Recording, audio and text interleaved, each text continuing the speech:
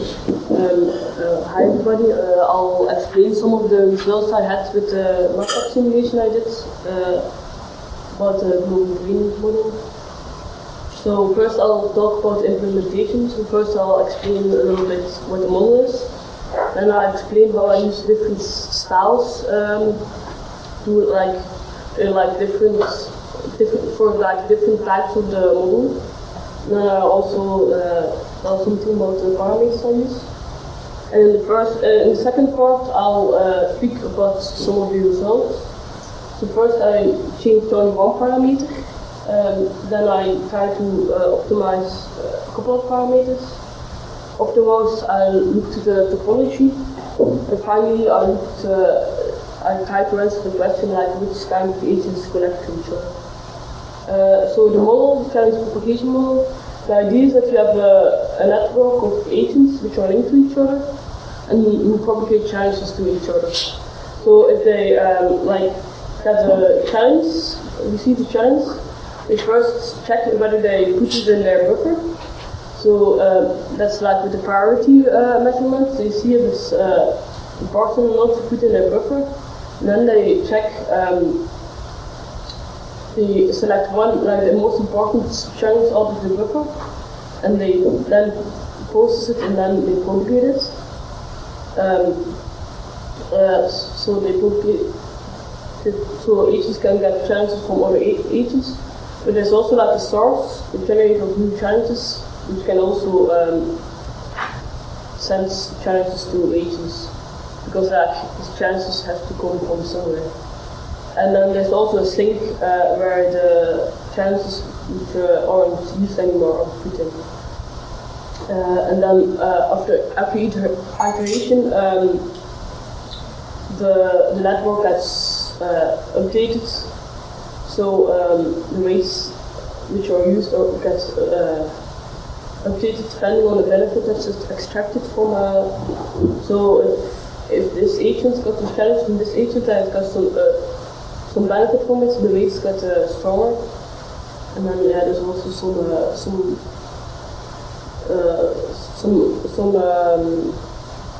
methods to lower the weights which aren't used. I'll explain the model to the implementation I used a little bit more, and by the different styles I used. So first I'll speak about the process. So about the different process styles that can be used. So when an agent receives the thing is, an agent first receives a situation.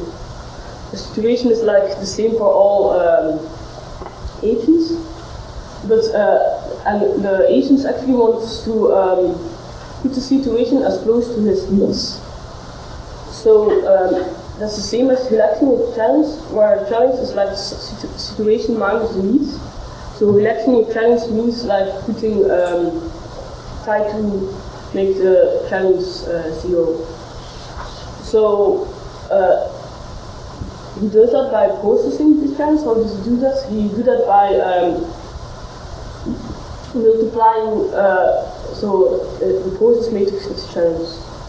So the process style tells something about the matrix that is used.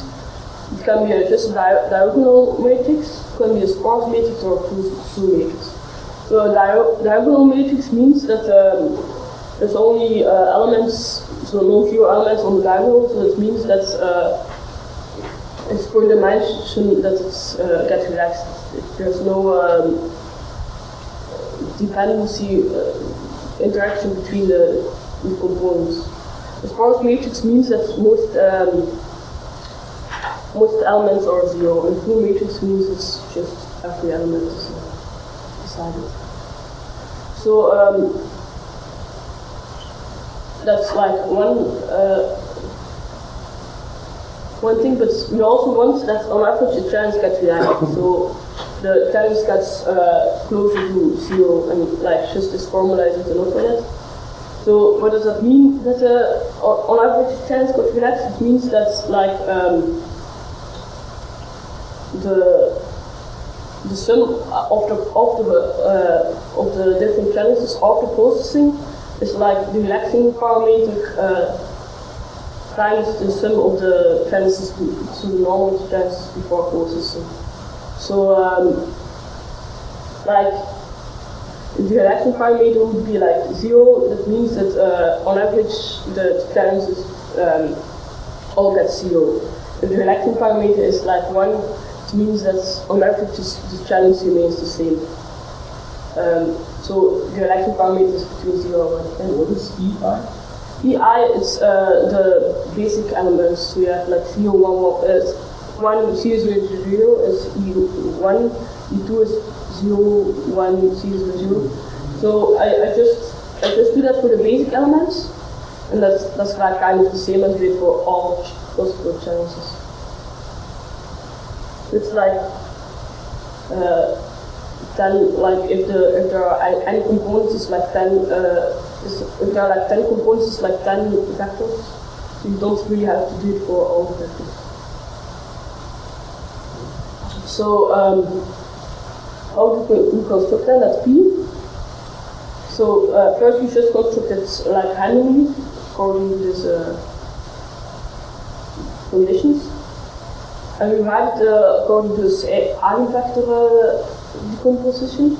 So we write it U times A times U and S. U is like the eigenvectors, the matrix of eigenvectors, and A is like the matrix of eigenvalues. And then the idea is to normalize that eigenvalues so that this condition is met. So you can calculate that you have to be normalized according to this ugly formula. What are those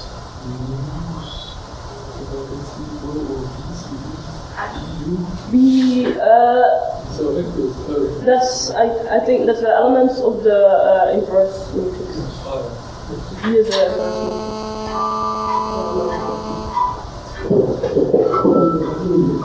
But what's the relation between the R and the eigenvalues? The R here is fixed. That's the R fixed. So the R is correct that the R is the average of the eigenvalues? No, it's a little bit more complicated than that. If you have a diagonal matrix, it's the case. But because we have that like changing of bases, it's a little bit more complicated. So then we use these new eigenvalues, and then we write the P according to that with that new eigenvalues. Then this condition is met. So that's the process style. Then we have like the send style. It says something about sending and the selection of chances, because actually you can see it as like two kinds of selections. You have the selection for which neighbors you select from all your neighbors. You select a certain percentage or a certain part of it where you send a chance to. And then you also have a selection if you get a chance which priority you give it when you put it in the buffer or when you selected the process. These are like connectors because the link weights you can put it either in the sending selection. So you put like the weight as some kind of probability. Like the weight tells something about the probability you have to send it to another agent, or you could see it as a selection for the buffer. So then the weight is some kind of trust, like to say something about, so it's kind of seen from the other side. It says about how much you trust the agent from which you receive the chance. And then the agents also have a preference vector of their neighbors. It's a vector which tries to get an idea of which chances these neighbors select. So that's like the preference of that neighbor. That's like kind of simply the sum of all the ideas. The agent only knows something about the chances he sends. So at the sum of all the chances his friends like accepted from him, that's like the preference factor. So then we have 4 different sense styles according to whether we use the weights in the buffer or in the sending selection, and according to whether we use the preference factor or not. So the selection for the buffer, the idea is anyway that we look to the intensity of the challenge, so how much benefits the agent can extract from it already, and about the similarity of this challenge with the skill factor. So how good the agent is to extract for that challenge. And then if we use the weights in the buffer selection, we also multiply it with the weights. So kind of a trust factor with the factor, but the problem is that then the weights it weighs too strong. It goes too many in that formula. So that's why we do it to the power. We ask that's like the weight strong. It's like a number between 0 and 1. So if it's 1, the weight just count as normal. If it's like 0, it's like this would be always 1, so it wouldn't count. So that's the with the selection. So then to see what for the sending, to which neighbors the agent sent is. So if there's no preference and the weight is already used for the buffer selection, we just send like always. So the agent just sends to all its neighbors. Then we can also use the weight as a probability. So the chance gets sent when the weight is bigger than like a random number between 0 and 1. So that means you send by the probability of the weight. And then if we use a preference factor, then we also use the preference factor. So then we kind of use a priority measurement for the sending stuff. So we look to the similarity between the preference of the starting agent and the situation, and we also look to the intensity of the situation. So you see that this formula is pretty similar to this formula. Then we that's like a priority, and we put it in a list, and for example, it's like a parameter of the model. For example, 40% of the agents of the chances of the neighbors that sent to. So the 40% with the biggest priority value, these are sent to. Then that's for if we use a weight here, that's like similar, but then we just multiply it with the weight. For the buffer selection, it's also similar to so that's like the priority measurement. It's just like to be selected in a buffer, your priority should be bigger than the channels with the lowest priority that already exist in the buffer. And for being selected in the process, you should have like the biggest priority of the buffer. So that's like the last style. And we still have some other style.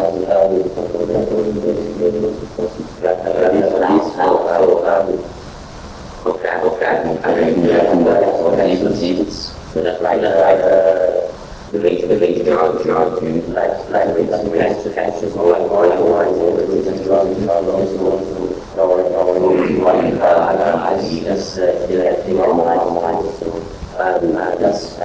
kind of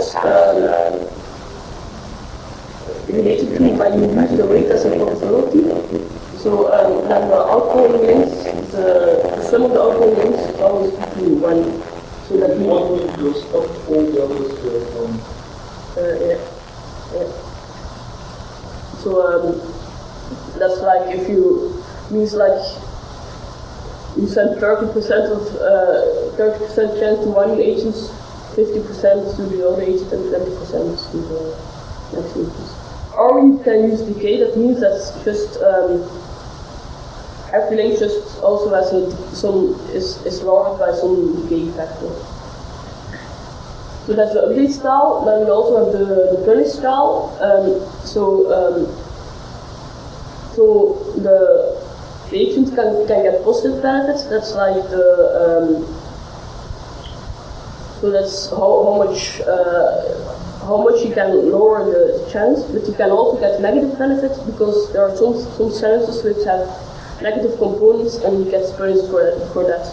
So you get some negative benefit from it. And the negative benefits can be just kept in the agent, or can be also used to like lower the weights from. So if you have a paper which sends you a batch chance, you lower the link weight with it. You can have discussions whether that's like realistic or good or not. But that's both possible. Then you have the RG style. That's when you allow random jumps. So now we just send only your neighbor. But there's you can also say that there's like a certain chance to just send the challenge like we just randomly another agent in the network. That's good to like not get stuck in some like local thing that you already know your neighbors and you can go any further. Then we have the approx style. So that's whether we approximate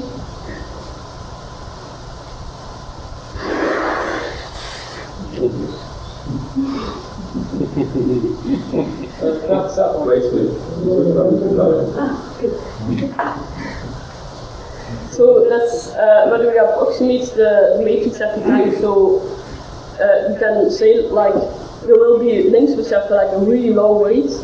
And you can say like if it's lower than a certain threshold, that's parameter, and then we put it to 0. So we can do it or we can do it. It's mostly also important for like calculation, because if you like use the low weights, they are like not really matter, so it's just calculation movement. Then the parameters I use, I'm not going to like really say a lot of it, but like that's like all the parameters I use. I thought already about some of them, like the percent, that's like the percentage of the neighbors that get channels. So like here's 40% of the neighbors which channels get sent to. The decay factor.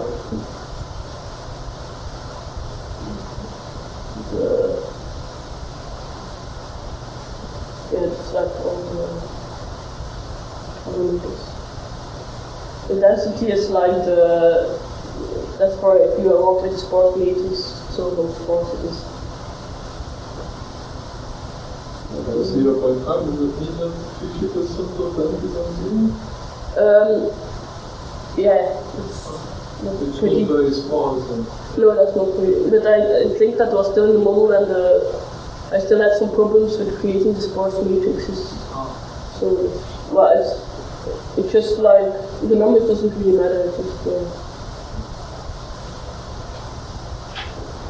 so that's like how the model looks. Now I'll talk a bit about the results.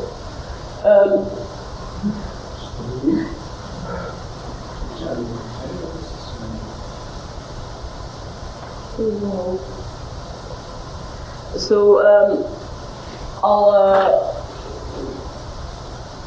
so the most important thing we want is like that the distributed intelligence increases.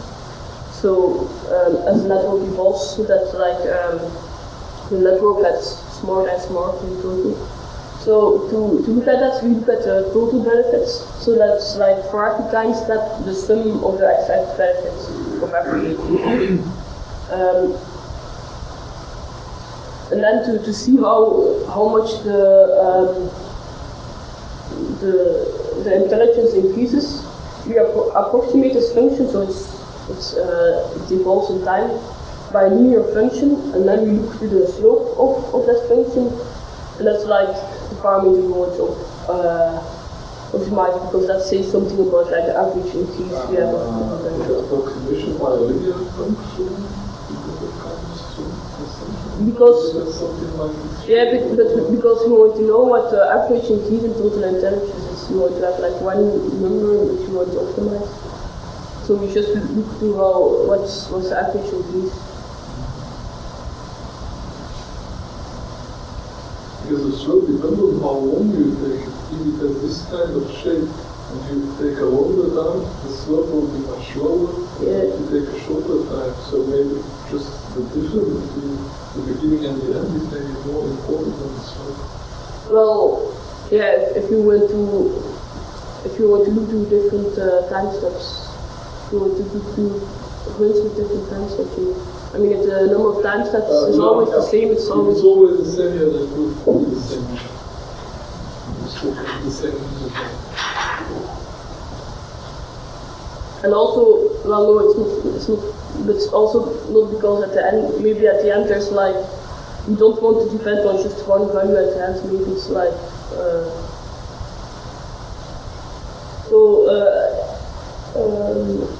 one example of this is for one of the simulation for n is 10,000, it's running for a time steps of 78 minutes. Because n is the number of agents. Yeah, n is the number of agents. Yeah, because I just did it for a time step 78 because like it had run for a whole weekend for just 78 time steps. So I stopped maybe well, I also did most of the simulations I did with that thing.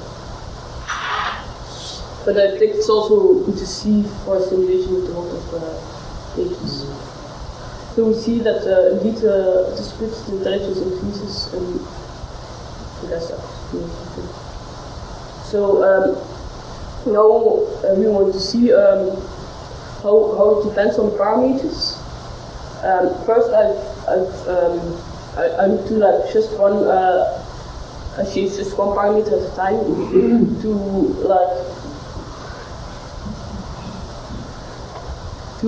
see how it depends on that parameter, but it doesn't say everything because it can be that parameters depends on each other and all kind of crazy shit. But it's also good to check whether our hypotheses are right. So I first looked at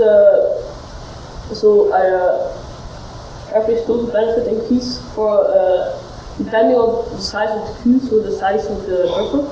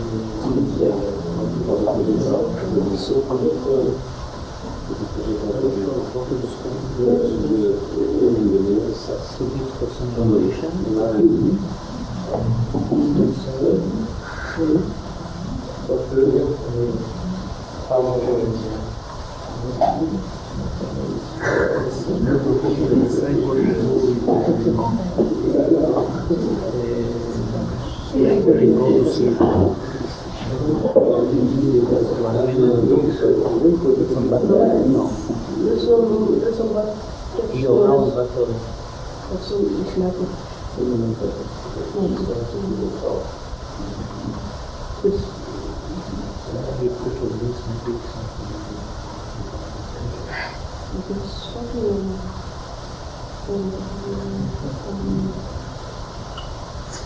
tricky to choose. Hello? Yeah. I don't think it's not use the liquid thing because you don't touch the computer and the computer just goes to sleep.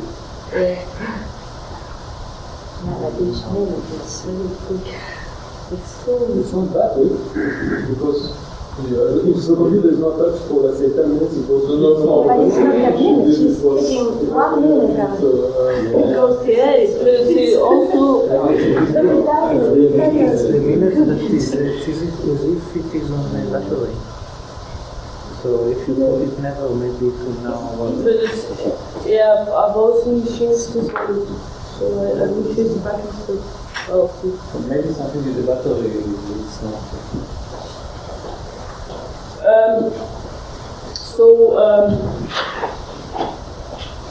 The average benefit increase for so we take it for the size of the queue, so the size of the buffer.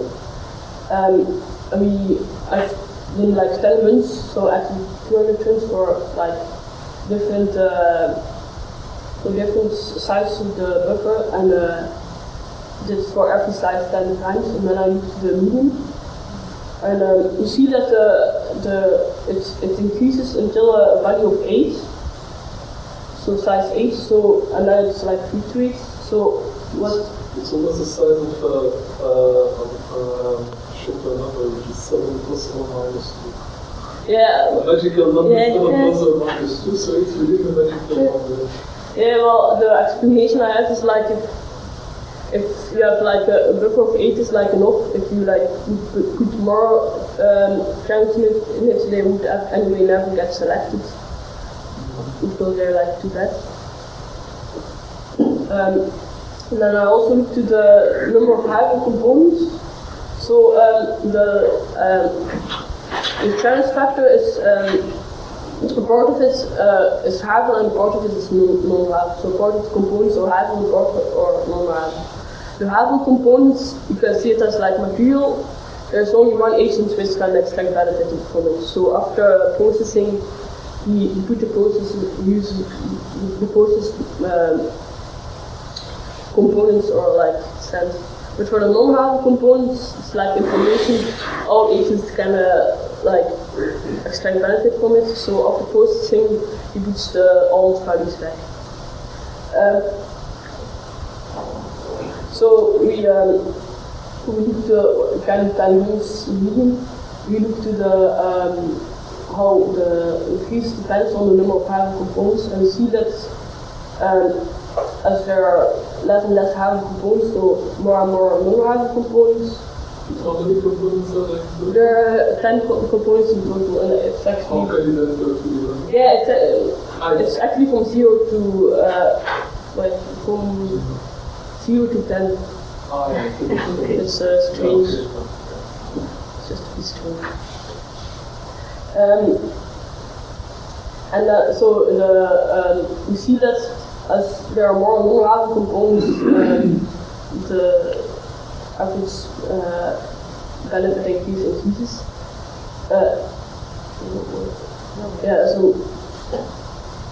Because here there are more non-Havel components, so that's because if there are like non-Havel components, more agents can extract from it, so that's the actual. It's good to see that it doesn't really go down too much because if we're thinking about the global brain as something that serves humanity as a whole, there is a lot of reliable material that needs to be distributed across the world. So distributed in an intelligent way does give you benefit.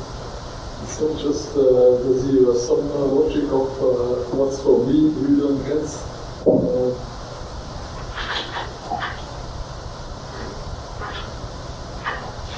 So that's like 2 examples of one parameter change. So to change more parameters at the same time, I used the simulated annealing algorithm. So first I'll explain the algorithm and then I'll talk about the result I have. So it's an optimization algorithm with the idea that like you have some kind of temperature, and the higher the temperature, the bigger the jump. And the temperature decreases over time So there will be less and less big jumps as the algorithm goes. So we first start from like just a Harmon point, and then we choose like a new point with a distance depending on the temperature. And then the new point we always accept it if it's better than the old one.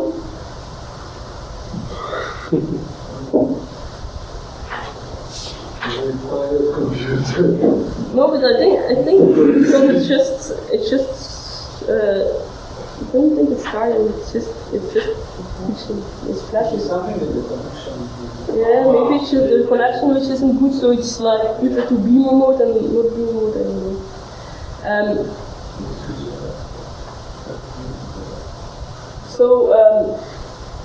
If the new point is better, you always accept it. If it's worse, there's still a chance to accept it, and that chance depends on the temperature and the gradient. So the higher the temperature, the more chance to accept it, and the lower the gradient, so the less it's worse, let's say, the more chance to accept it. Then we lower the temperature. How many jumps do you make on one given temperature? There's like one jump, and then temperature lowers. Yeah. So each jump is smaller than the previous one. So then the temperature gets lowers. That depends on some kind of factor. Which first the factor is just the same for all, just given. But then it's like just the iteration time. But then we update that factor, and it depends on the dimension. So it depends on the gradient of that dimension. So how big the changes are on that dimension and on the previous temperature in that dimension. You mentioned that's a parameter. Yeah, that's like you have the parameters. So you have like if you have like 5 parameters, you have like 5 dimensions. So the temperature is different for parameters, or but it's the same across all agents. So in the whole network. This isn't about the agents. That's like you. So the idea is you run this simulation of so the whole simulation. And then you look to how much the average total benefit increases. So that's like one number. You change this and then you run the simulation. Yeah, and then you want to optimize the increase of total benefit. You try to optimize it.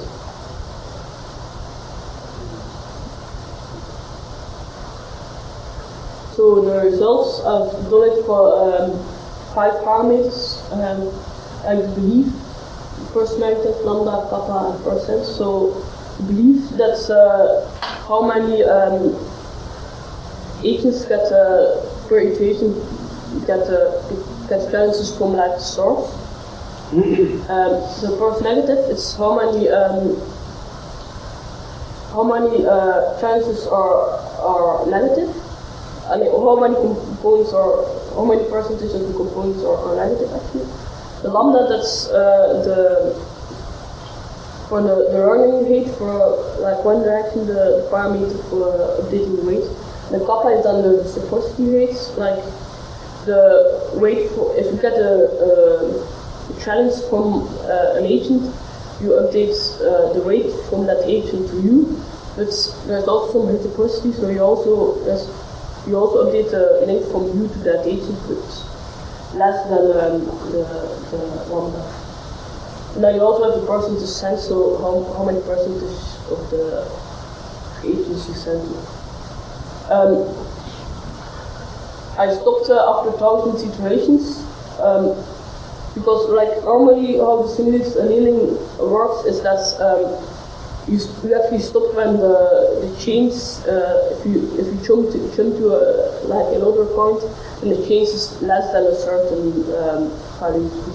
But the problem in this case is like you never have that, because if you like run the same simulation, the same parameters twice, you will get maybe totally different results. So it's not like a lot of the results aren't really like, probably it's not really optimized. So does the jump diminish at least? Yeah, Or- I guess so. Yeah, because anyway the temperature gets. So that's like the values I got. And so the slope is, this is the line for the direction. What was it in the belief? Belief is the percentage of chances you get from the source. No, the chance you get that from the, no, the percentage you get, the chance you get a chance from the source. So like it's 40%, you get, there's 40% of the agents gets a chance from the source. Source is 99%. Yes, but I think it's because, oh, that has an explanation here.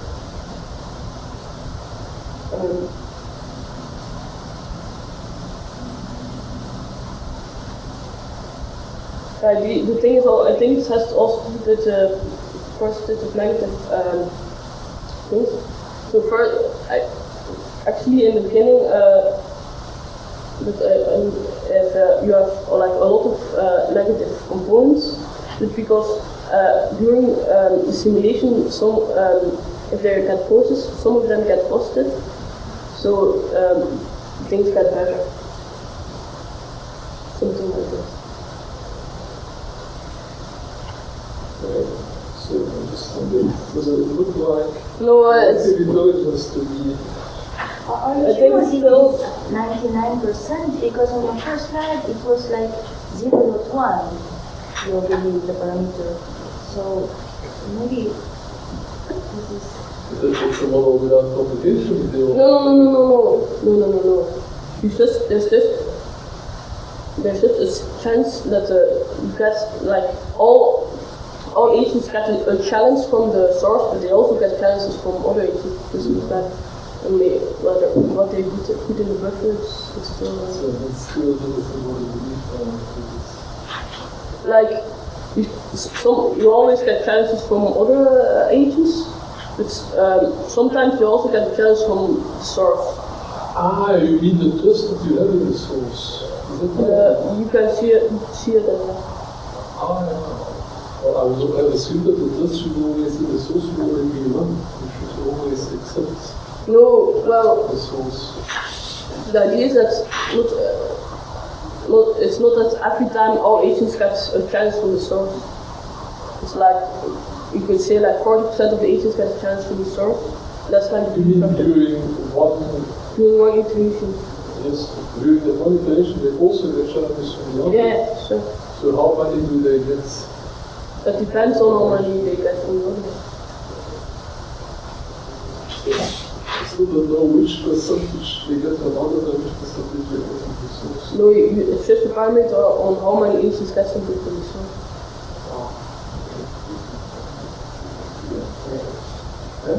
Question, this simulated annealing you make on a state space of all these parameters, Yeah. but for this algorithm to work, there are certain assumptions of continuity inside the space, and I'm not sure if this space of parameters is continuous. It may have some maybe dislocations or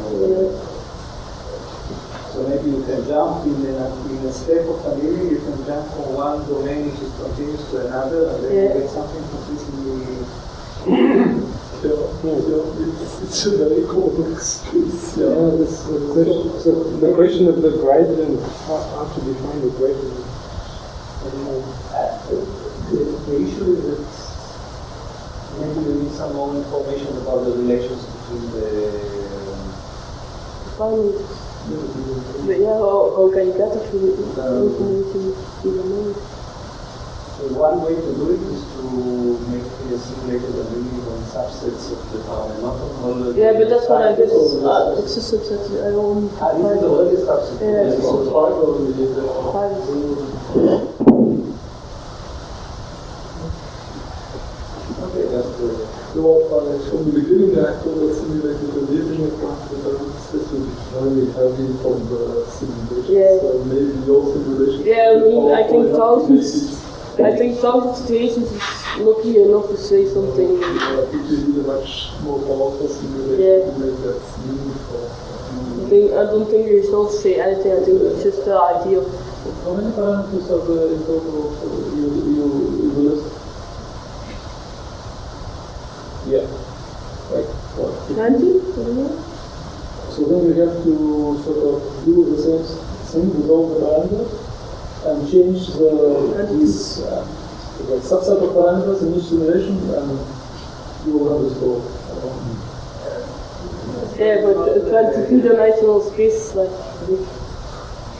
I don't think that has to take all the parameters and to run this algorithm because they can be classified to categories that are independent from each other. All of them affect the model in the same manner. So the factor of the power law and the initial matrix of the network.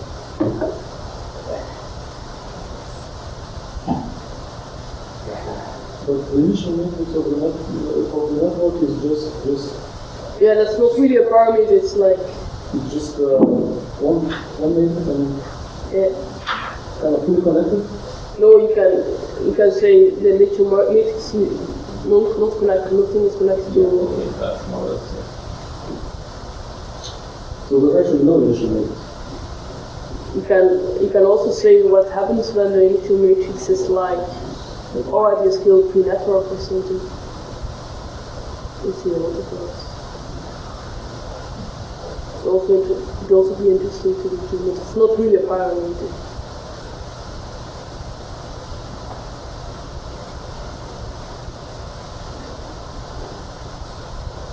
So then I also looked to the topology of the network that got created. It's like for a network of 1000 agents. And we see that it follows kind of a degree follows kind of a normal distribution, but only there are like clear peaks at the macro values for some. Which is between the horizontal or the vertical? The vertical, that's the degree, and that's the frequency of the degree. That's the frequency for it. So why then are there several peaks around 2, and why are there several bars around 2 or around 3, for example? So it means like, for some reason, the frequency of P is way bigger than the frequency of P times 0. I don't know. You have 3.0 degree. What? Okay, you have 3.0 degree. 3.1 degree, I mean, the degrees are always... No, I've looked to the sum of the weights. So if you have a weight of 0.8, it's more than... So it's not the number of rings? No, it's the number of the sum of the weights. So the degree in the classical... No, well, it's the degree if you have like a weight network. Sometimes you see something. So that's the frequency. Yeah, I don't know why it clusters around natural numbers. I don't know. That's the frequency. So we have a lot of horizontal is the degree, so the degree of 2 is like 230. What? The degree is the sum of the Lincolns. The sum of the Lincolns? Yes. It's very bizarre. The city is an artifact of whatever in there. Look at that. Yes. It doesn't look natural to me. Do you have some numbers? So I also don't understand why it's It's natural numbers or it's continuous, but it's kind of how discrete, how continuous the thing is. I don't know if it's with the renormalization that all the weights are put to 1 for... What is the buffer size? 1 year, because it's where you run this measurement, what is the buffer size of the regions? No, I matters, but it's 10, I guess. Might be connected to the number of challenges that get lost or something like this. something to do with the term, the link, it depends on the renormalization.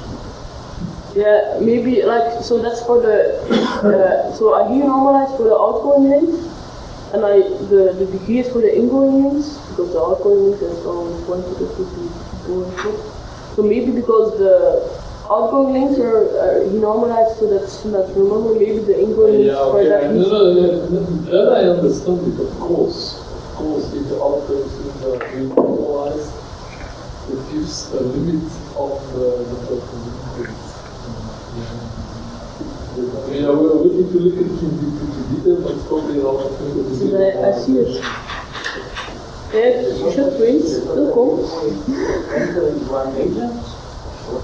So the total outgoing liquid is always the 1 or close to 1, but the ingoing liquids will depend on how many films you have.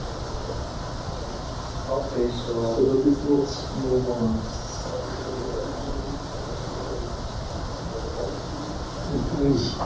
I could touch the Yeah, but this is on sleep modes.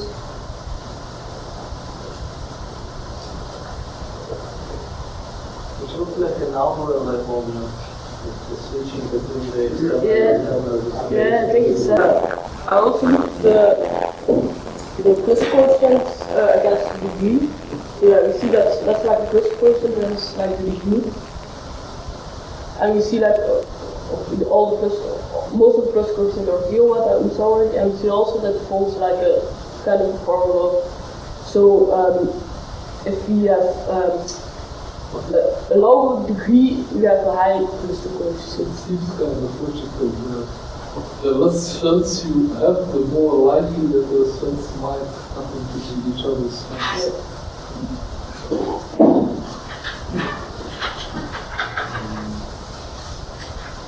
Kind of the network we see. Now, I also more for calculation stuff. I looked at the number of links depending on the threshold. So after every iteration, all the links which are lower than the threshold of which is 0. And we want to know which value of that threshold we should take so that we have a reference like a number of x links. We want to say like we want every iteration to have like, for example, 10 links, which value of the threshold should we take then. First, we do that for the case style 0, so that means we have renormalization. Then, if we take a pen and a piece of paper, we come out with this condition. So, S is like the surviving links, so the links that are bigger than the threshold. We see that 1 over S should be bigger than the threshold. So that means like 1 over the threshold should be bigger than the number of surviving links. So like you could see 1 over the threshold kind of as the maximum possibility of links an agent can have. But then we want to see how much far this is that maximum is reached. So we looked at the number of non-zero links against the threshold. We do that for the number of agents 100, so there are like 10,000, the maximum number of links is like 10,000. And then we will also look to the number of non-zero links evolving over time for a certain time of the threshold. So first,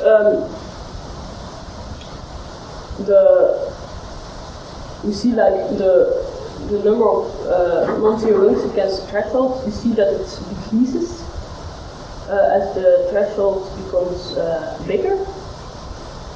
So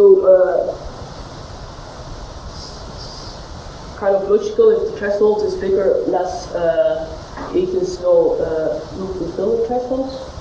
But we see that 0.01 is still like there are still only 200 non-zero links, so that means every how many steps the network has to develop, because the longer it evolves, the more links it can create. No, but the idea is also, well, we see it as I think it was 100 steps, but it's to look at the.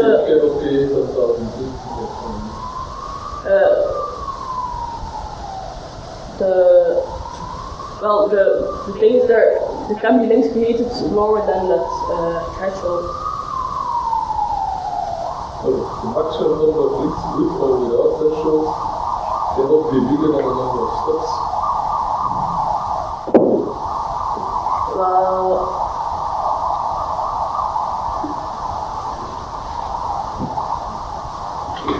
depends whether. Well, it also depends what the network was in the beginning. Could be that there was like something like this. Yeah, I mean, obviously the number of steps is a crucial but create more links than you have had the time to create them.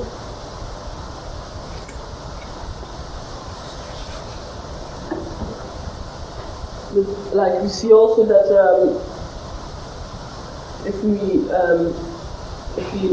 put a threshold even lower, we see that for like a threshold, that's the I, so that's threshold is 1 times 10 to the 10, and we see that there are like 9,000 links created at like really long weight.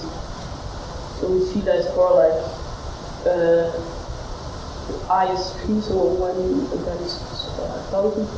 So that there are like 30 links per each thing. So now we look how it evolves. So a bit confusing during the time. For like so the threshold is 0.1. We see that in the beginning there are like this is with updating style. This with updating style 0. So that means the links always get renormalized, so that the sum of outgoing links is 1.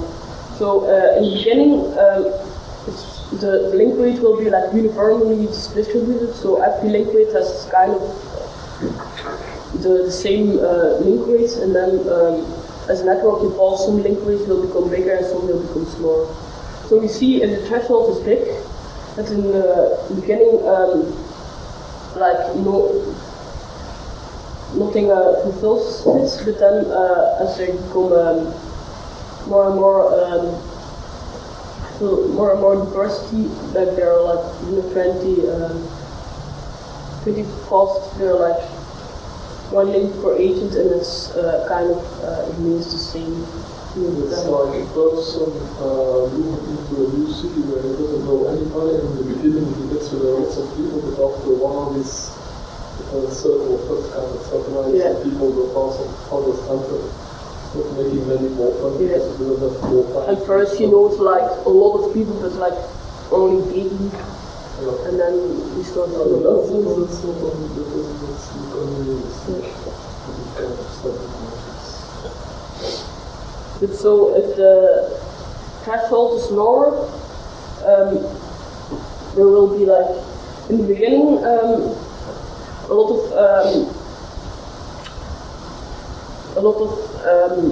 links will fulfill that threshold because it's like uniformly distributed, but it's still bigger than the threshold. But then more and more links will get lower, so they will lower, and it will. Because like you normalize so some because the others get stronger. Yeah. So because one gets strong, they get lower and they don't fulfill the threshold anymore, and you see that also that it stabilizes around a certain factor. It's on the other side. And if the threshold is even smaller, we kind of see the same thing, but it's less and less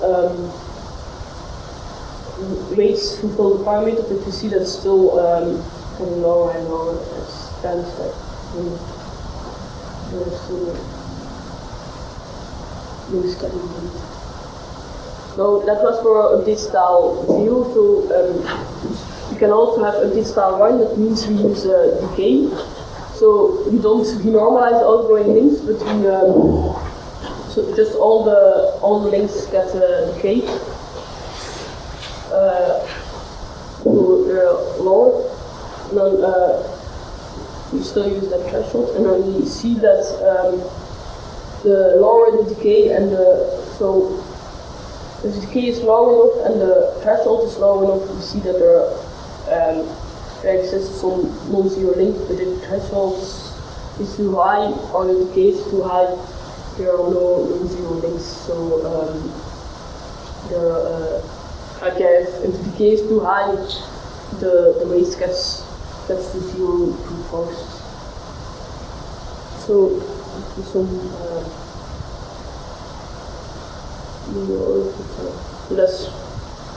also good to see, like, keep the number of links not too big, so that for computation or so to see what's the threshold we want for. So that's it's computational. That's why I did that. So now I want to know which kind of agents connect to each other. So I looked to the correlation of the weights and some similarities between agents. So you want to know, so the higher the weights, the more the agents are connected. So I looked to the similarity of needs they can have, the similarity of skills, the similarity of preferences, and so on. If we do that, we see that there's like a correlation between, there's a strong correlation actually, between the weights IG and the weight GI, so that's the weight in one direction, the weight in the other direction. So there's clearly some reciprocity. Yeah, that's like that will complete better the reciprocity parameter. It means that there is reciprocity. But still, it's more than a reciprocity parameter. I think the reciprocity parameter for using needs annealing and stuff, so it's 3.35. It's also, well, that's a lot, but I also, this is done for the number of agents of 1,000, I think, 1,000. I also did it for the number of agents of 10,000, and then the correlation was, well, all correlations were wrong, basically. Then, strangely, we didn't see any correlation between the weight and the similarity of needs or the similarity of skills.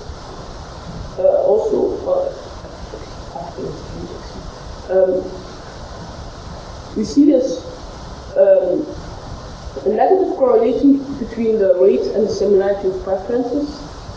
And I also looked to only the hybrid components, and that's like a bit more, but it means that's also the same for the hybrid or the non-hybrid components.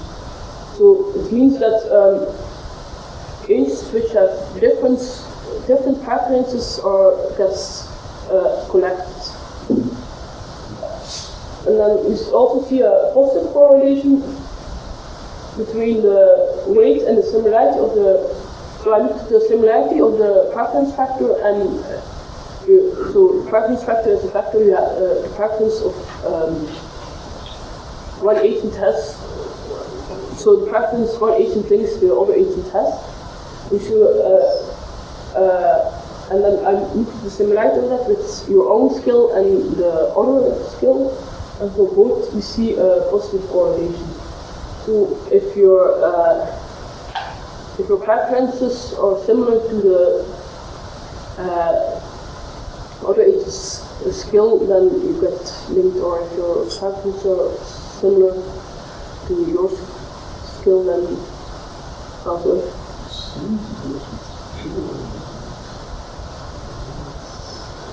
Because well, it's the similarity between the preferences and the skill. It means if you are skilled in dealing with a particular challenge, then you will have a strong weight with somebody who likes to have the same kind of challenges. Yeah. But since you are skilled, it means that you don't want to relax actually. Yeah. Quite well, so it is not much of relaxation. Yeah. That would only work if even if you're skilled, the relaxation parameter is still high. Yeah. Then it may be a kind of with skill. But still, because also it's the similarity of needs. I think I didn't put to the similarity of needs and preference. But also it's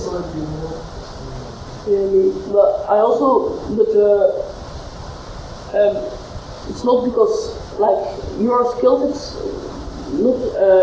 It isn't the case that if you have similar skills that you get connected. It's because you have similar. So if you have, but there would be, of course, there would be a correlation because the preferences are defined in the formula that I used to have a skill vector as the first component. I didn't define it like that. I just looked to the. Anyway, only at the vectors that they accepted. Yeah. And you took the vectors they accepted to be their preference. But the thing is, the chances they accepted, of course, already came from, so that's the chance they accepted which came from that agent. So it's a subset of the chances that came from that agent, and maybe just the chances an agent sends or maybe similar to a skill. Even though he enacts it, it's still similar. I don't know. The skills is the weighted average of the challenge we previously processed successfully. So why would you accept the challenge from those skills are similar to you? It's kind of it's like the average of the skills of the challenges you have processed, and the preference is a part of the process challenges. So maybe it's just because of that. You don't accept challenges from other agents, you accept situations, and then you create a challenge related to it's actually situations, not your needs. So I don't see how you can compare agents only based on the skill.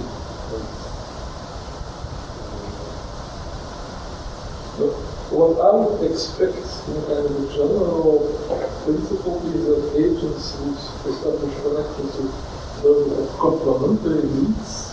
No, they have similar needs to complementary skills. So if you get a situation where you have the skill to extract some of its components against others, then your fund may be able to extract the other component because he has complementary skills. But how do we say similar needs for the rival ones, complementary needs for the non-rival ones, complementary skills? That's what I would expect. So it means a negative correlation for between the needs of you should have the needs for the rival and the rival of such activity.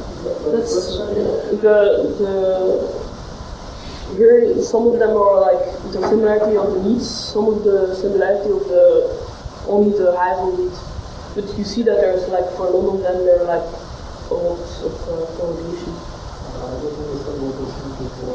Okay, so that's the correlation between the weight and the similarity of needs, for example. This is a vector of correlations. This vector of numbers is different correlations based on different similarity measures. Well, it's different. Yes. So similarity of needs, similarity of skills, similarity of having needs, similarity of non-having needs, and then for the skills too. The similarity of skills, if we try to compare, my question is how you compare agents in a coherent manner. Because there are processing methods that can be quite different. If there are combinations of linear combinations of the components of the channel vector when the challenges are being processed. Different matrices create different combinations of components.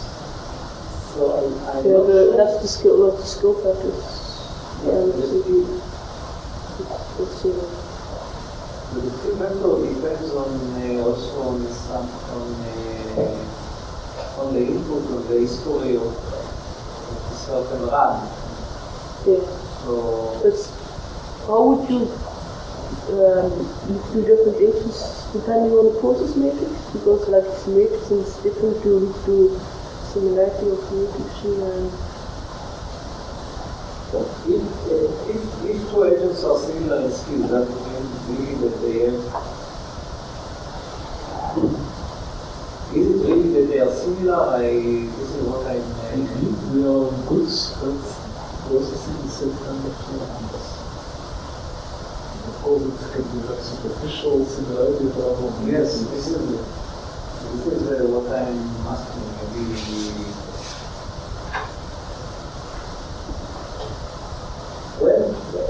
when we define the skill vector, what we'd like to measure for the agent to estimate what to process before.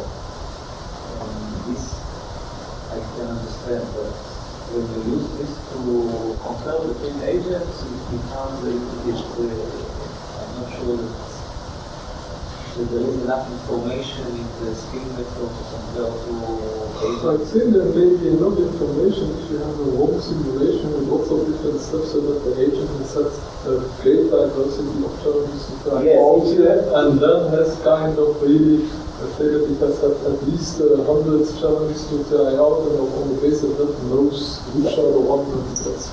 Yes, we need to take care to give an input set to the agents that is well structured, so it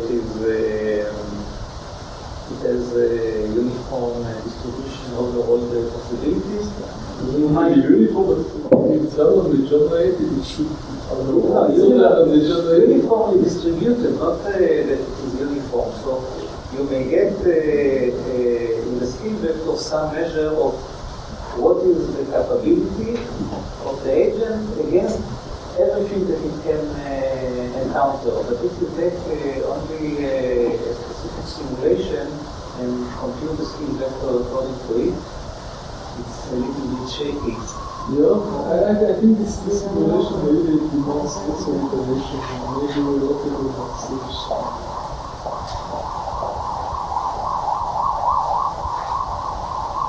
Can provide enough iterations to make it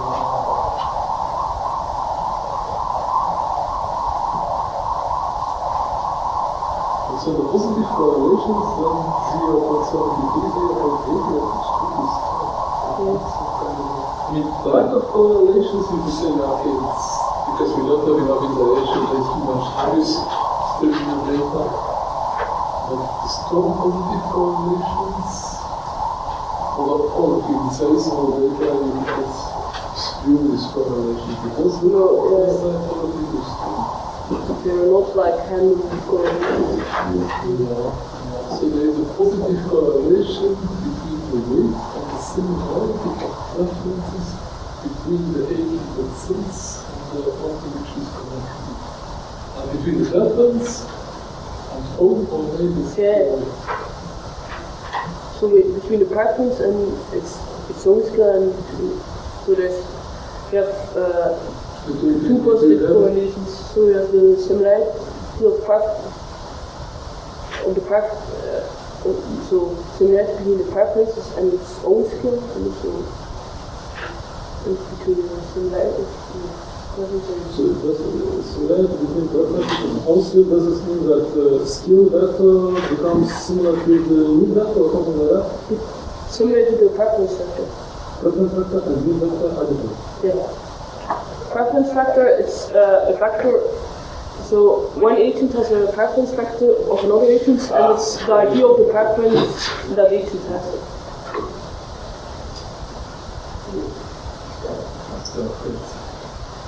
So it's not a correlation between the weights and the vectors themselves, but a correlation between the weight and the similarity of preferences and skills. You can't have a correlation between the weight and the vector.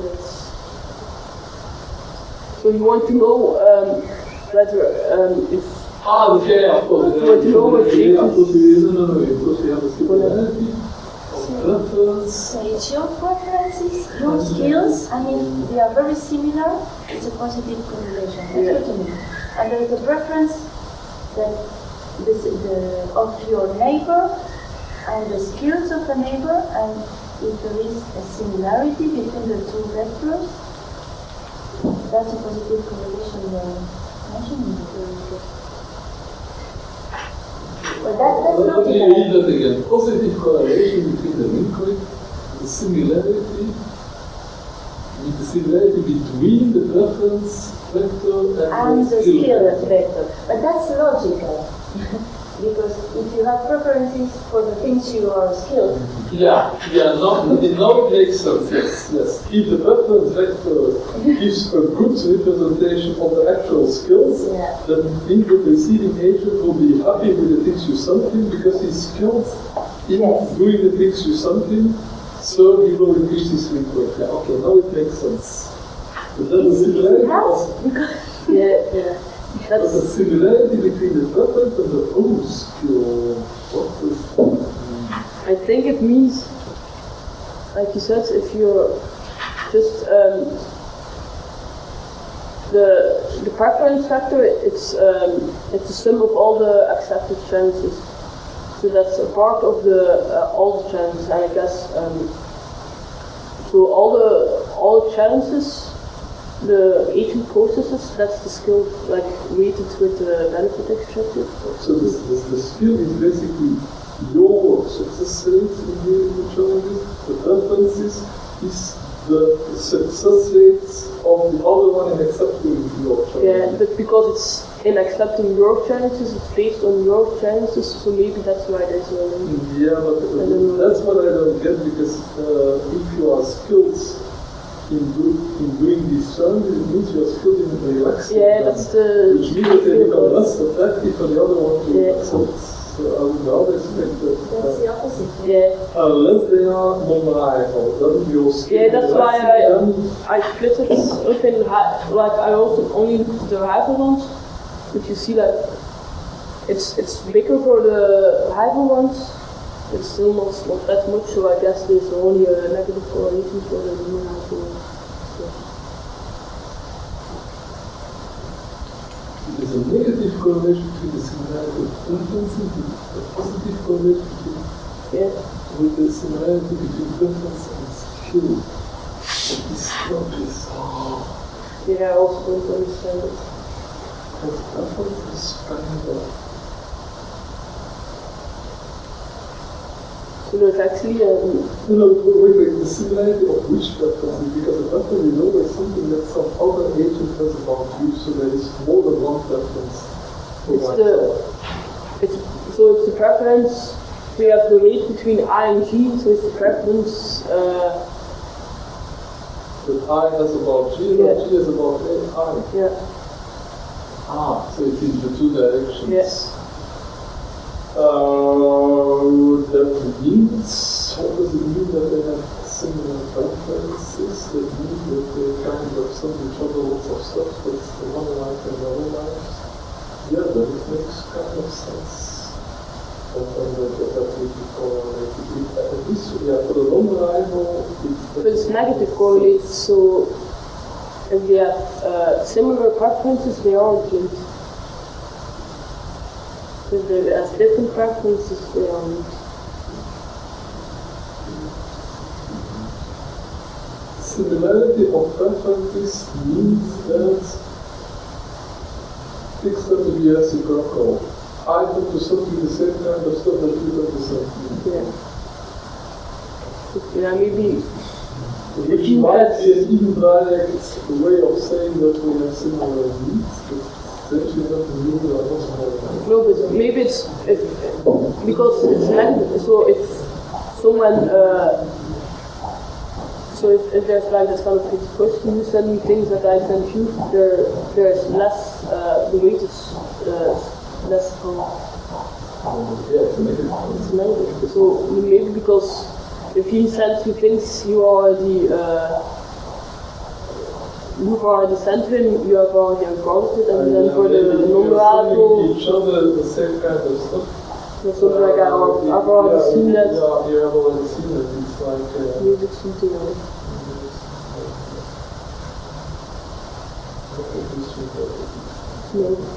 No, something like, yeah, I want the correlation for that and a positive correlation to that and a negative for that, and it was like always the opposite than I had expected. The model surprised you. That's why you need to do it. Maybe with a good example we can try to understand why or what's the situation. You haven't done any kind of statistical analysis with the key factor, the significance factor, to see whether there's correlation? Yes, I've done that, but the thing is that the people, because there are like really a big data set, it's always significant, like even for really small and also for random things, because you have like always some kind of random error. So because the data set is so big, it's always not completely zero. And that's why you always have correlation. It doesn't really say something about the data set that big. Yeah, they are significant, but like it's really zero and still significant, so it's not really. So they are significant, these correlations. Yeah, they're all significant. But it doesn't say something statistically. So if you actually say like I want a correlation of at least 0.2 and then do a statistical analysis on that one to see whether it's bigger than 0.2. Right. Yeah.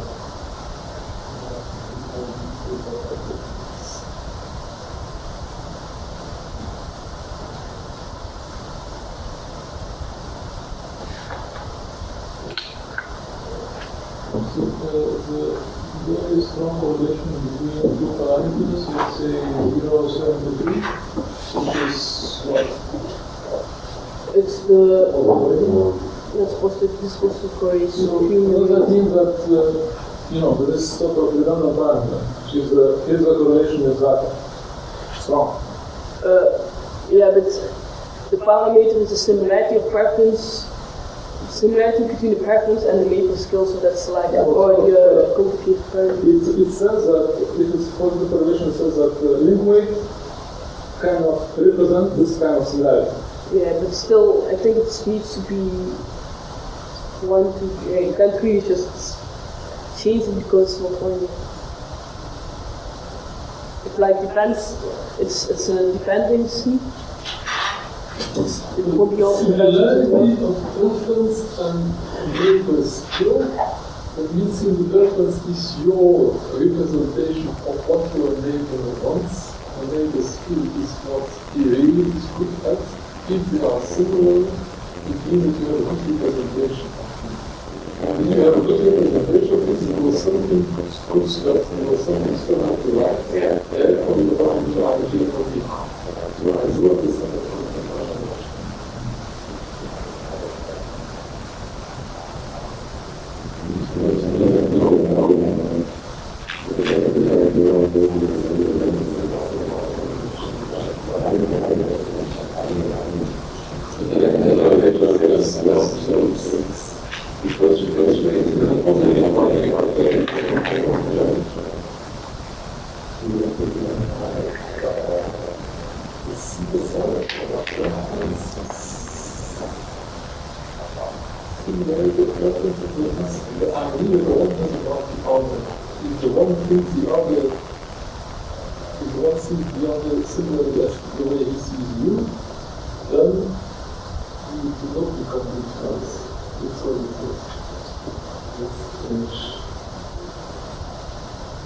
Why strange? You don't.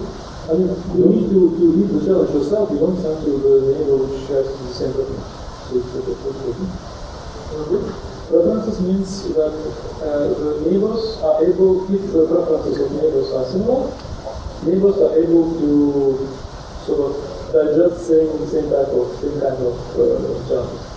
But the preferences are not what they are really able to digest, it's what the other one thinks they are able to digest.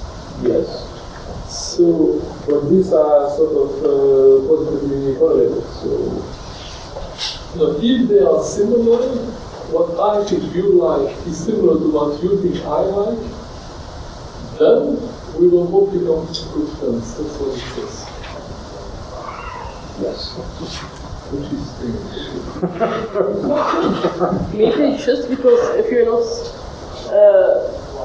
good friends yet, so you don't really send all the challenges to each other yet, so your preference factors are like still. I've used like it default. Like default, and default is the same, so it's the same. Maybe they're not sufficiently differentiated.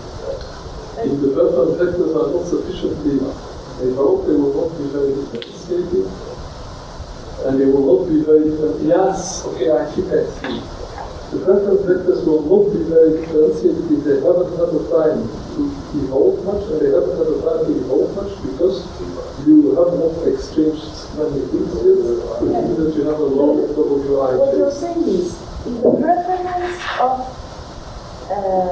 IG is the same as the preference GI, that is, if I have one case, I think you like it, but you think I like it.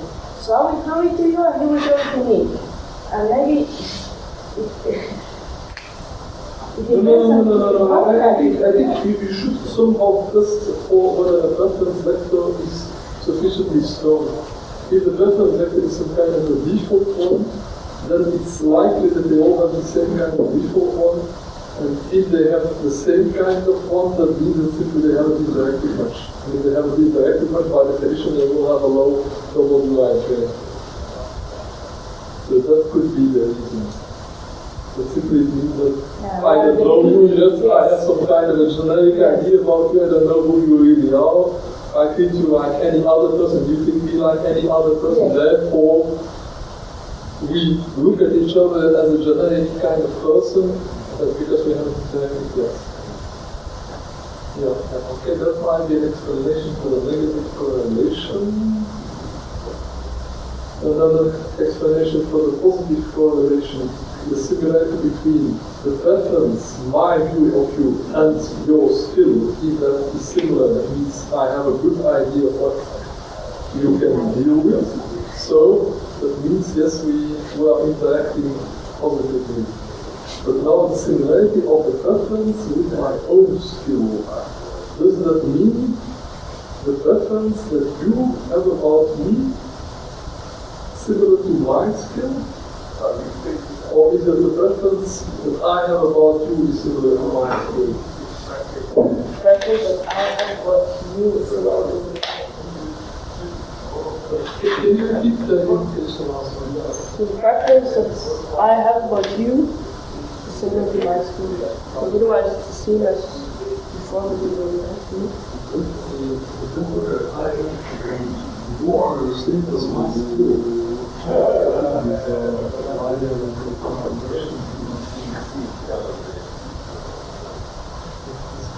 It was the other way around that it would just become the complement of my first definition. Yeah, that's the same. If I have a good representation of you, then probably that's just the same, but you know the relation. Then you have probably a good representation of me because we have interacted fruitfully in the past.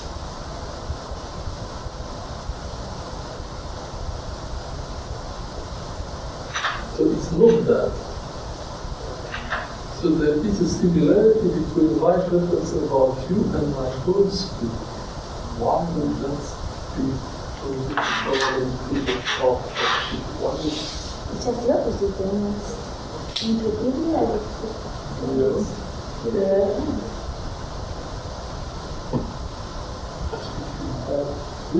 How many declarations, how many time steps do you run for this? Do you try to do this for different, number of time steps? I think it was 100 times or something. And this you just stop and you just have to see how this stuff Yes. is not for you. You sort of get to know all this your thumbs and those. But still, there is a correlation, so something happened in that small function. But what might be is that what we expected, the complementarity of different skills, but that hasn't had the time to organize it, because that would, I think, take a lot of time. On the other hand, the similarity between the image I have of you and your own skills, that's just a question of getting to know you quickly, and if I get to know you well, it means that we have interacted, it means that there is stability.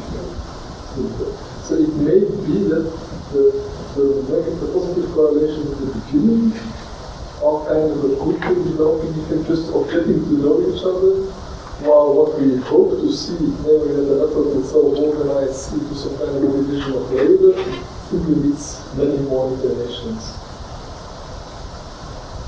The first level we just get to know each other. If we don't know each other yet, then there isn't much to be said, there isn't any correlation. If we get to know each other, at least there will be a correlation between what I think of you and the amount of interaction we do. But so it may be that the rest, the other correlations simply needs many more iterations to be done.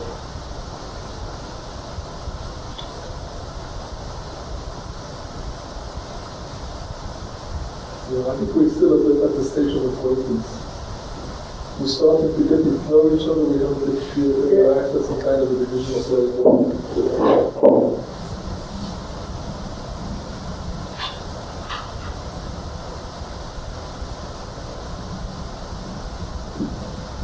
That's certainly logical. I mean, the global brain is not going to evolve in 6 months. So that might have results maybe a few months of basic interactions. That's the moment where intelligence will appear. 10,000 iterations to that's possible to the only implementation. Well, for Fanta, the thing is, then you should take a less number of agents. Because if you I was going to ask you first how much speed up does you think you can get compared to this? No idea. But then the problem is the same. More agents and more iterations and all the time of How much time do you think? like, for example, it's 10,000 agents and 10 times steps it took like 1 weekend. Another way So probably 10,000 time steps and 100 agents which also take 1 weekend. what we will also do is simply we buy computing power. We source it to the web, and we just was it Amazon who provided this kind of distributed computing abilities? We just pay for the work, and we have money for that. So instead of optimizing our own simulations, we make them 50% faster and just. Well, I think both is necessary. We can do that too. We first make our own small scale simulations because there are all kind of strange effects that we didn't expect. I mean, you're not going to buy computer time to learn something other you don't understand what you're doing. And you always will have too little computer time. Maybe if you can use with 10,000 agents and 10,000 steps in 1 hour, you want to make it 1 million.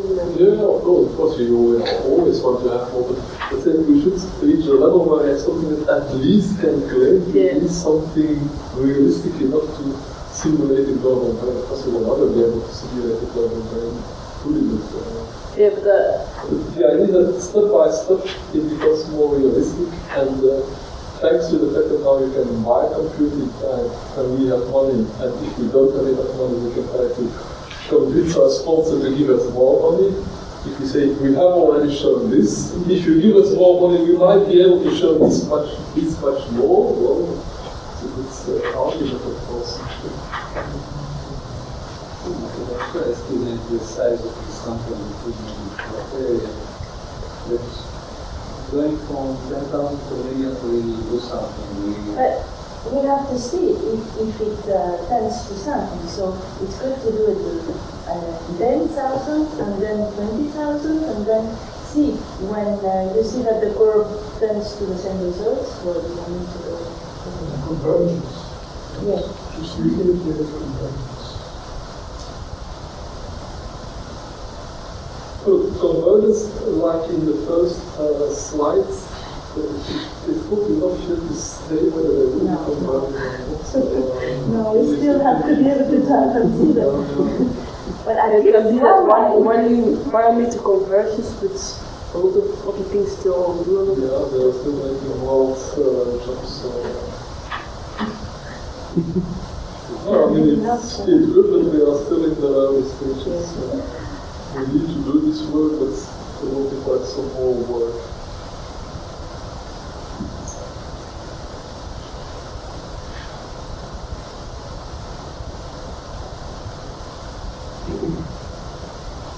Is that all? Yeah.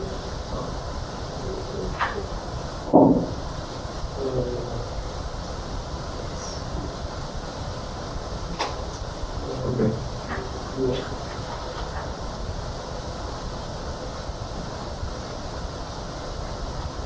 You haven't tried all the parameter variation in the first one.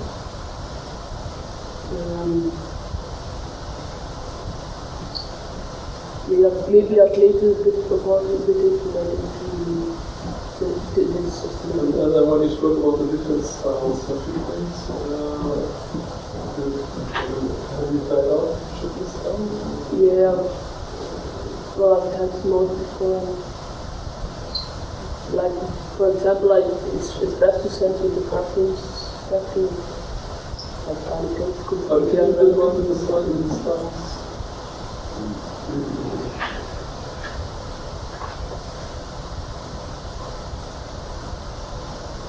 Style, well, it's mostly for computation and the diagonal aspect makes a difference. Yeah, diagonal makes a difference. It's like you should look one the component isn't in type service. Yeah, they interact with the computer.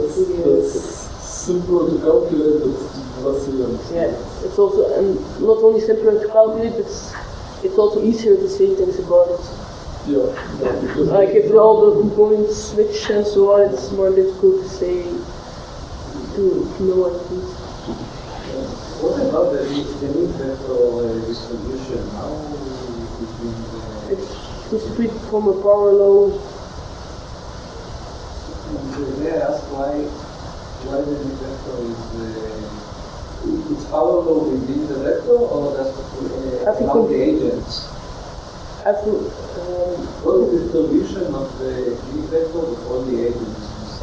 So every component of the mean vector is chosen from a power law. most of them do. Yeah. So that's one for all agents. I don't understand. Every component is distributed among the agents in a power law? What is the correlation between, if I have two agents, what is the correlation between It's both from the same, choosing from the same power law. Why is it the power law and not the normal distribution? Because, for example, in humans that are connecting, they are more similar than different. In the power law, yeah, but still they will be more similar than different because most of the needs will be zero. Yeah, but the default assumption is that your need is the same as everybody else. It doesn't mean that it's zero. That is zero means you have the same need as everybody else. but zero do not contribute. And also most of the components which aren't zero will be close to zero. There's more chance to be close to zero than really far away from zero. after there is actually not much difference between the needs and that might also explain why there is not more correlation. If you start to correlate with something that's kind of almost the same, and you don't have much difference. So that may also be one of the reasons why it's difficult to find correlation. So on average, how many need vector components are non-zero? Yes.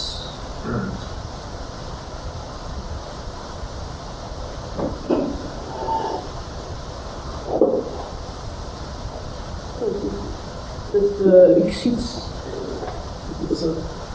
35%. And normally No, there it's are the situation factor and the need factor is 50% that are non-zero. Also, it's tricky because we have not that similar. But if it's a power law again, that means that a lot of them are close to most of them will be small. yeah. Yeah. But maybe one explanation. Maybe we should not use a power law. Make sure that it is false, but still make maybe not a power law. I think that the distribution, it was going to make a simulation where the distribution of the non-zero components is normal and not power law. For the situation, I think it's good to have a power law because Yes. the situation, things that happen in nature, they follow power law. While the need factors, there you would more expect a normal distribution because people are not so different that... Yes, and the organization will be affected by it because if you have, the challenges are always the difference between situation and the need vector. If both the situations and the needs are power law, also the difference between them will be quite widely distributed. While if you have the need normally distributed, while the situation vectors are power law, isn't that dangerous to suppose different distribution? Psychological characteristics are typically normal distributions. Natural events are typically power law, so the situations are like natural events, all the defectors are like psychological profiles. So that's it may be better than a normal distribution. we communicate on the basis in evolution we become a community because we communicated on the basis of similarity, while because we perceive the environment can be very diverse, we perceive certain aspects of the environment which are useful for us. So we might get some more nice results of the simulation if we assume that the non-zero components of the need vector are normally distributed. Yeah, I hadn't thought about that. I mean, it's just that when we started by giving the situations a power law distribution, and since the need vectors were formally the same vectors, it seems logical to have it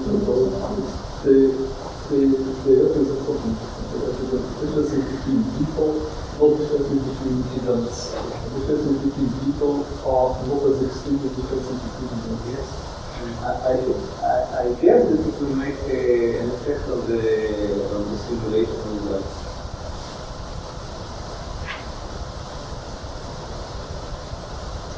So for the skills, you should expect more differences. For the skills, for the skills and the processing language, basically, then we just, for the distribution, we have another distribution. The processing matrix also needs to be more kind of stable distribution than power law.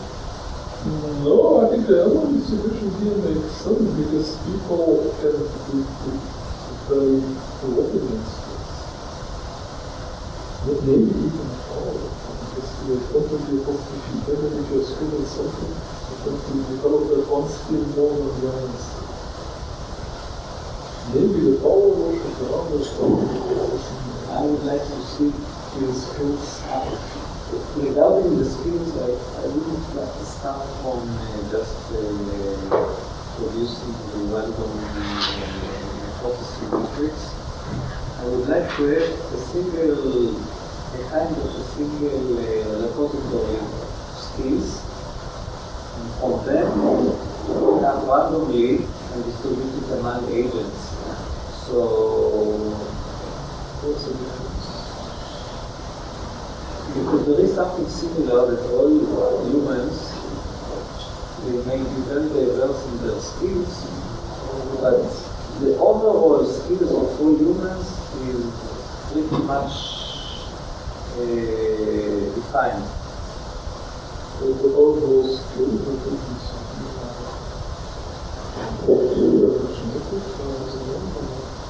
It's not exactly the average methods, but if you give the methods based on power law, they don't have an average. This is Maybe for the matrix with provision stick with the matrix analogy is the picture. Within the limit that the eigenvalues should be relaxing. I understand the mathematical procedure, I understand much less the correlation between the mathematical procedure and something that we can relate to in actuality. If we take a population of humans or agents, they have a set of skills. And this state is limited, there is a unique number of skills. Now, the difference between the agents is how the skills are distributed among them. But the set of skills is bigger. And I wonder how we could sort of skills. What you're meaning is that we don't need skills that nobody has. There's no a lack of skill. Yes, because we I have don't know. Not really. I never. I take it from the standpoint of evolution, every human individual represents a successful experiment in terms of life. Because he was born and he is capable to give birth, so it has a certain set of skills. But if we go to another species, there is some overlapping between our species and that other species. But the way that we... Don't forget that the skills are always defined relative to the trainings, and the trainings are defined relative to the needs. Yes, there is So we kind of assume that our skills are in fulfilling our needs. Yes. Things that we don't have a need for, we don't have skills for. Yes, and here... And everything for which we have a need, somebody is skilled in doing. Let's say something. If there would be needs that nobody ever could solve, then we would all die because You put it more clearly than I did. This is the idea. So we have to connect somehow the needs to the processing. But that depends on how you define your work. But if we imagine a method that will come and we need to be able to leave the earth, and we still don't have the skill to move abroad and live abroad. So it depends on how you define the universe. It's of course not guarantee that you will always be able to satisfy your needs. But generally speaking, the fact that we survive already for these many millions of years means that generally we have the skills For now we have survived. satisfying our needs. It's like the stock market. The research of the past doesn't say anything on the future. I would try to use the mathematical terminology. If an agent has a certain big vector and it is alive, it means that it is possible to believe that against the range of situations that he meets, the processing matrix that he has is useful in terms of extracting benefits. Yeah. Now we have to translate this statement into the mathematical language of this model. And That's already implicit in the So I don't see but this. you could make it more explicit. For example, you could say that an agent who gets less than a certain amount of benefit dies, and then you could define the matrix in such a way that you have a small probability of dying. But then it goes to depend also on the situations being a power, even from time to time you may get one so extreme that you can't deal with it, but it should not happen too often. From time to time it can happen that I walk the street and the truck just swerves and runs over me. I have the skills to stay alive. But that happens not only very rarely, so In the you should more organize the evolution of individuals. Yeah. So a percentage of agents will survive. We are not talking about the particular agent, but in general, the species has to make it. So we have more or less the skills, somebody will have it to survive. It is very easy to construct this diagonal. This is, if you keep the processing matrix diagonal, it's very easy to construct. When there's no diagonal, you diagonalize a singular. It's not diagonal, it's already kind of Yes, it's more integrated, more easily integrated. but if it's not diagonal, it means that the different components of your situation interact. That you can deal with the one component on the condition and the other components of the bigger to the smaller. That's what it means. So that's what happens in reality. I may be able to get away from that truck if there is a space just where I can jump, but if there is none, I may not be able to. And to handle the situation when something is not diagonal, you diagonalize it. If you diagonalize, you cannot do that's only a formal operation. I mean, the components are still in their own basis. I mean, you could create an artificial basis where each component. That's the only possibility. Yeah, but So then you have like for every agent a different basis. And every agent will have what does that component mean?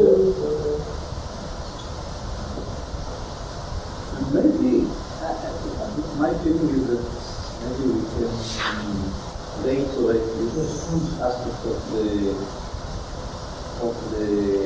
model to make the process matrix more structured somehow.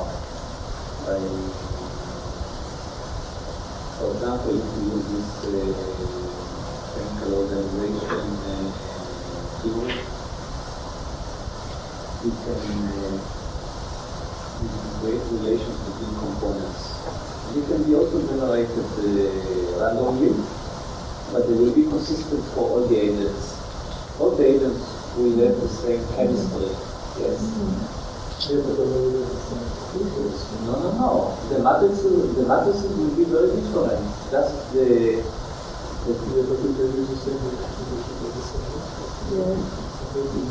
No. There are reactions. The reactions are defined by the chemistry of the world. Different agents have different are using different reactions in order to. So you mean there's like a whole set of reactions possible and every agent selects one? Yes. Each agent has a certain number of catalysts that allow it Exactly. to harness certain reactions. Exactly. And this might make the whole model more coherent. I guess that we will see it also with the self-organization among the agents will be more visible. It's just because here, the way that you produce this matrix is mathematically valid, but it does not give enough structure which is correlative to real situation. It's an abstract construct. It's words explore this organization, I don't think it will soon give us a better idea.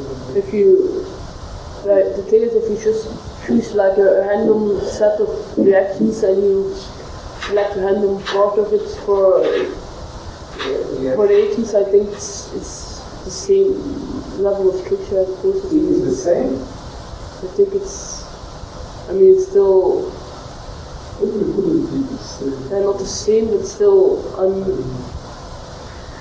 it doesn't say a lot more, I think.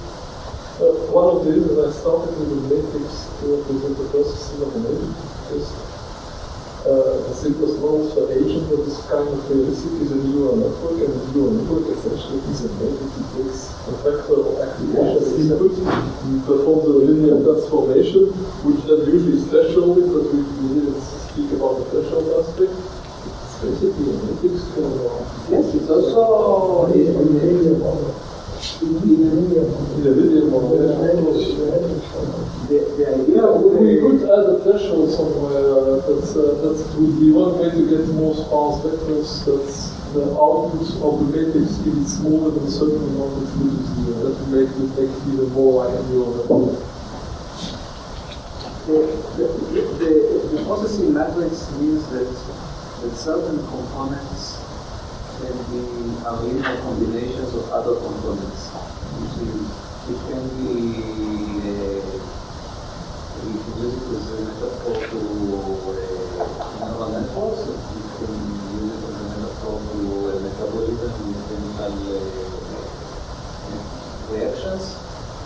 So this idea of processing matrices is very powerful. Maybe I don't understand exactly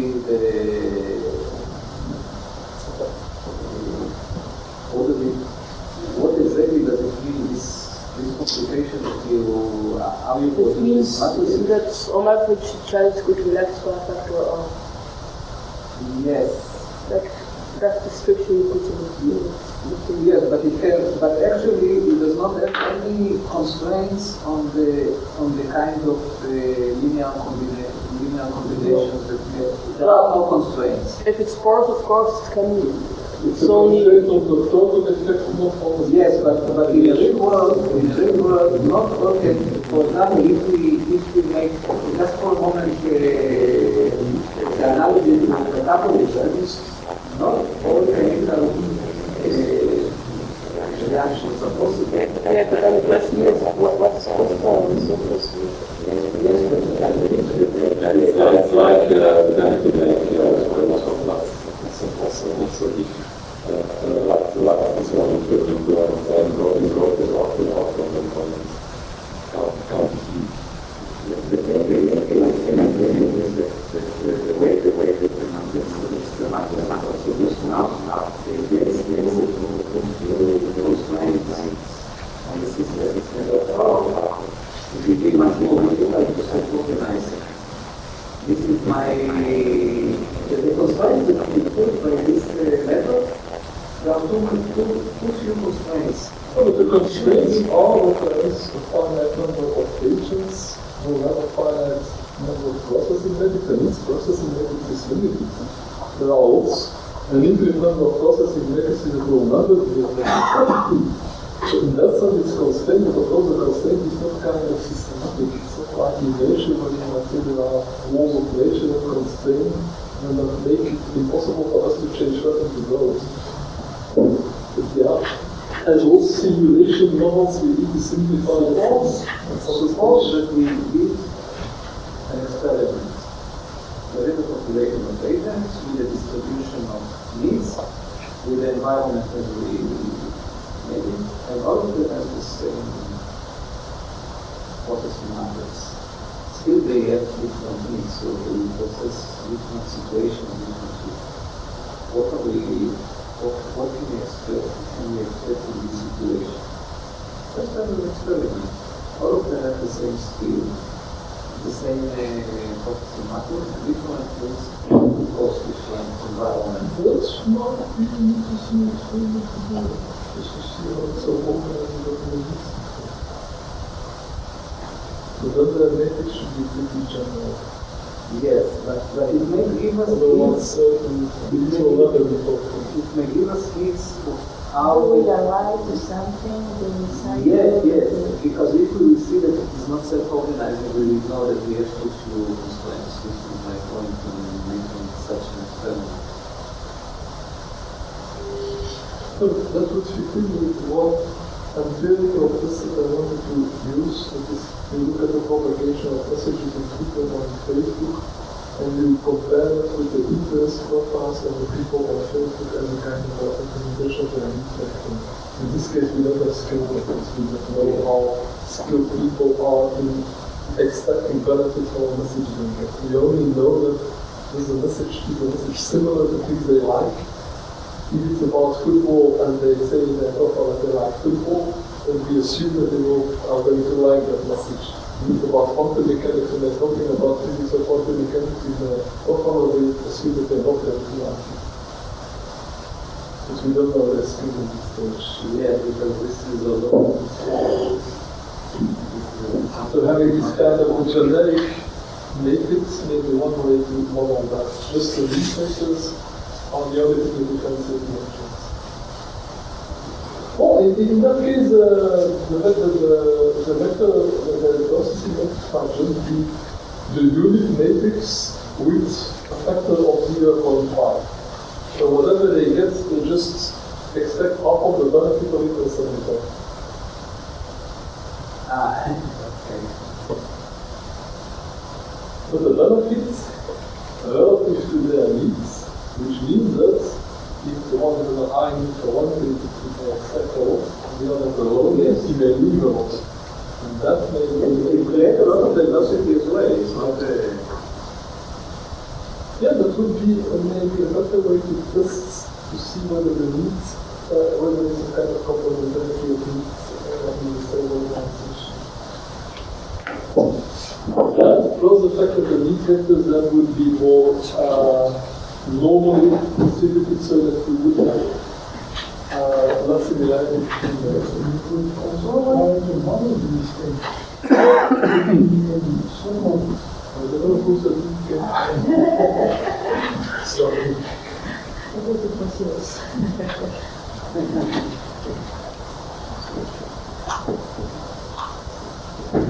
The model with just the lead vectors and no scale differences that we could first step. Because as I said also, we have parameters that have a value for which you basically switch off a certain feature. And in the beginning, it's good to switch off as many things that you don't understand fully until you see what are the other things. Once you understand them, then you can switch off additional features to see what is This was happened to me this last very hour. This was happened to me this last hour or two. I had to switch everything I didn't understand. All of a sudden I started to work. Yeah, you missed the talk yesterday, last week, because this is kind of a continuation of that. Yeah, I think we explained to You're sure because I didn't see it. Yes, but the audio quality is not very good. There was no Audio quality will be the same, just the only thing that will change is the slides. Yeah, he's speaking about the versions already there. He's going to improve the slides. The slides were also not always visible, but the audio quality was a problem with the microphone. No, I just didn't It's see understandable, but you have to concentrate. it was not at all there. But I checked 3 days ago, something like that, and it didn't happen. Yesterday, but yet. Ah, okay. Yesterday I was busy. Needed to change the parameters of the microphone.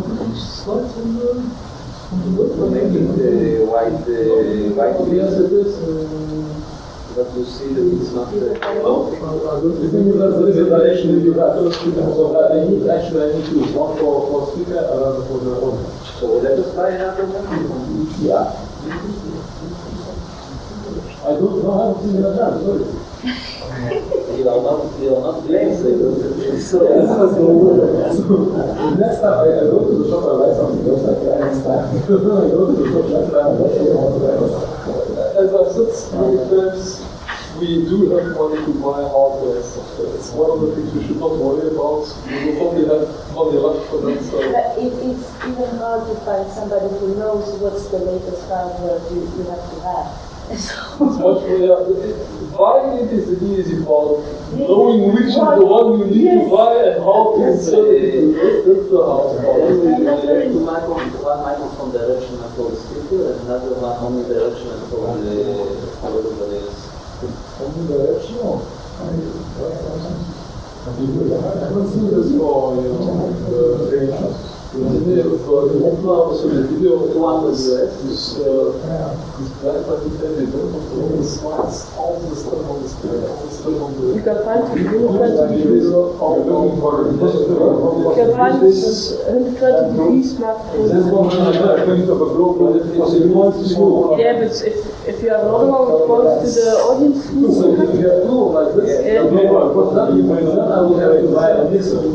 unless you have all the business to speak, it doesn't work just as you have the version. You have certain stuff you can generate in use case and version wrong. But who you need to do it? Who you translation between use case and the very version intelligence? Who you do that? I think this is emergent Because if I process the agent process we have a solution to do it's sent preference, it's sent to, like if it's sent preference. Is the branching factor? It's not your copy. Is the branching factor? Do they want to rely? Yeah, you can multiply the characters to different things. So do you know the branching factor in the illustration? How do you Branching factor, how much is this multiplication? It's search for it depends on the number of things, but it's percentage sent, so each they send like 40% to 40% of their numbers. specifically also. So it depends on the number of things they have. Knowledge in order to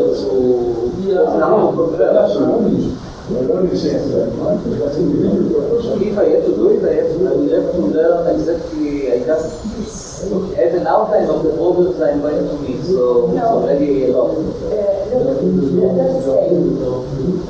Knowing is not just learning how to do it. Having the formula for the calculations. The more you can get, that's formula. That's good learning. Well, That's passing the word. That's passing the word.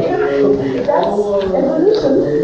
It's extended learning. This is actually what we're saying, is actually a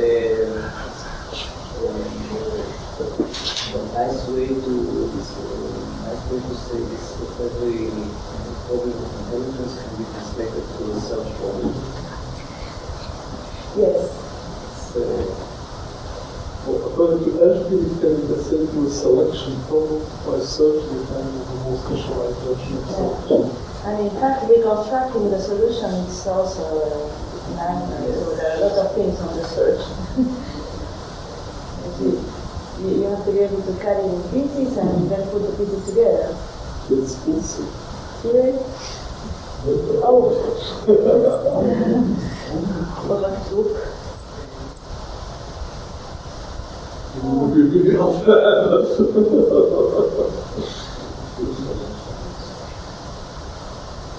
Okay, let's take a few easy, but it's not my